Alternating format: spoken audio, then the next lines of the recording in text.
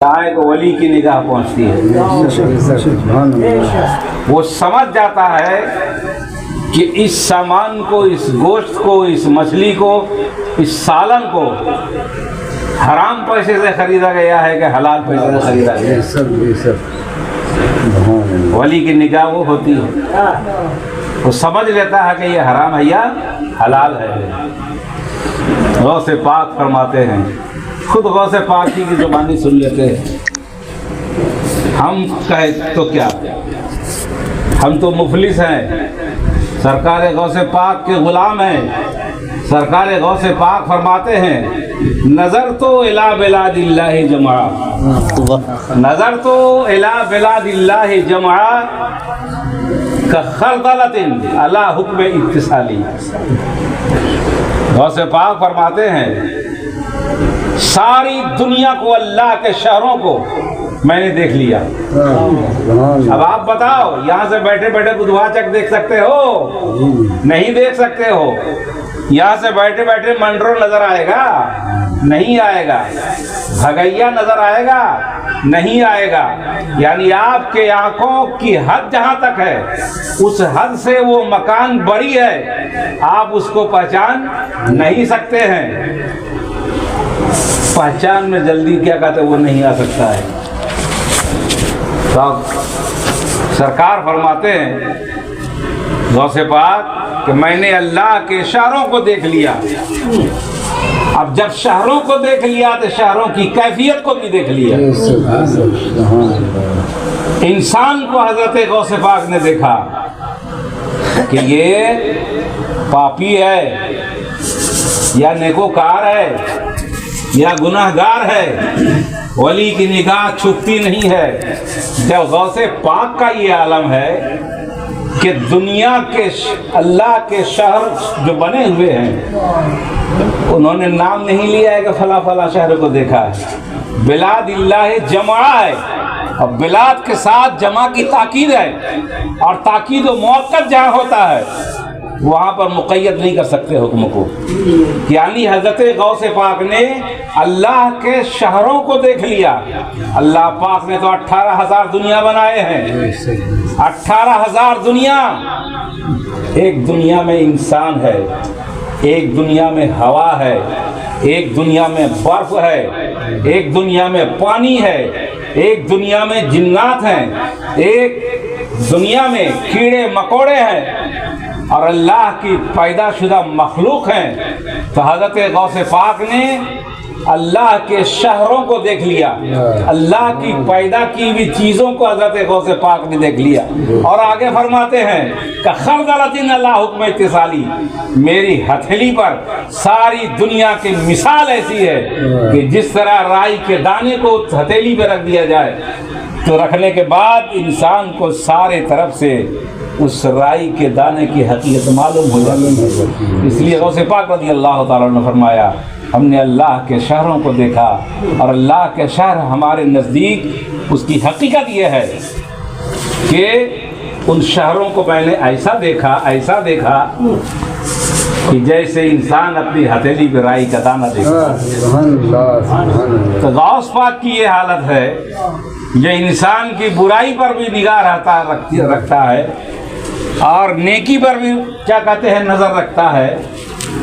तो मुख्तार दो आलम का हाल क्या होगा? खुदाए कायनात का हाल क्या होगा? गौसे पाक रज़ी अल्लाह ताला अन्हु ने एक मर्तबा एक शख्स को कपड़ा देकर के दिया, जाओ दर्जी से इसको सिलवा लो। जब वो वहाँ पहुँचता है तो दर्जी ने कहा कि कौन भेजा है? कहा बड़े पीर दस्तगीर ने भेजा है। अरे इतना कीमती कपड़ा, तो राजा महाराजा को भी पीछे छोड़ दिया। नुक्ता चिकनी करने वाले अभी के पैदा नहीं है, वो शुरू ही से है। गौस पाक पर भी नुक्ता चीनी की गई है। ऐसा लिबास पहनेंगे, इन्होंने तो राजा महाराजों को भी पीछे छोड़ दिया। इतना कीमती लिबास और इतना नफीस लिबास ये बड़े पीर दस्तगीर पहनेंगे। یہ تو راجا مہاراجاؤں کا حق ہے، راجا مہاراجاؤں کا حصہ ہے، وہ لوگ اس طرح کپڑا پہنتے ہیں۔ ارے اللہ کے فقیر کو ایسا کپڑا لینے کی ضرورت کیا ہے؟ اتنا دل میں خیال کرنا تھا کہ زمین پھٹی اور ایک بڑا کھیلا نکلا، لوہے کی کانٹی اس کے پیر میں گھس کر کے اوپر نکل گئی۔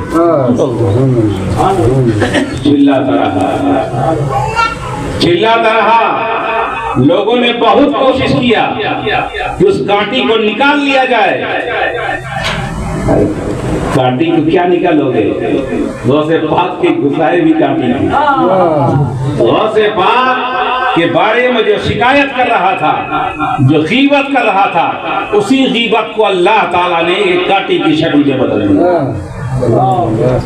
اس دردی نے کہا بھائی تم نکال نہیں پاؤ گے، چلو ہم کو لے کے چلو غوث پاک کے دربار۔ غوث پاک کی بارگاہ میں جب لے کر کے گئے تو غوث پاک رضی اللہ تعالیٰ عنہ نے ارشاد فرمایا کہ تو میرے کپڑے پر سوال کرتا ہے، قسم خدا کی کپڑا انسان کا کفن ہوتا ہے، اور پروردگار عالم مجھے ارشاد فرماتا ہے اے عبد القادر اس حق کے بدلے یہ کپڑا پہن لو، اس حق کے بدلے یہ کپڑا پہن لو، فلاں نعمت میں نے تم کو عطا کی ہے، اس حق کے بدلے یہ کپڑا پہن لو۔ اللہ جب تک ہمیں حکم نہیں دیتا ہے عبد القادر کپڑا نہیں پہنتا۔ تم میرے کپڑے پر شکایت کر رہے ہو، غیبت کر رہے ہو۔ حضرت غوث پاک نے اپنا دست مبارک بڑھایا، وہ لوہے کا کھیلا اپنے آپ غائب ہو گیا۔ غوث پاک نے فرمایا کہ تمہاری غیبت، تمہارا اعتراض کھیلے کی شکل میں تھا، کانٹی کی شکل میں تھا، ولیوں سے ٹکرایا مت کرو، ولی سے مت مجنا۔ کیوں کہ سب لوگ اس دیوانے کی طرف دیکھ رہے ہیں، سب لوگ اس دیوانے کی طرف دیکھ رہے ہیں، اور دیوانہ خدا جانے کہاں دیکھ رہا ہے۔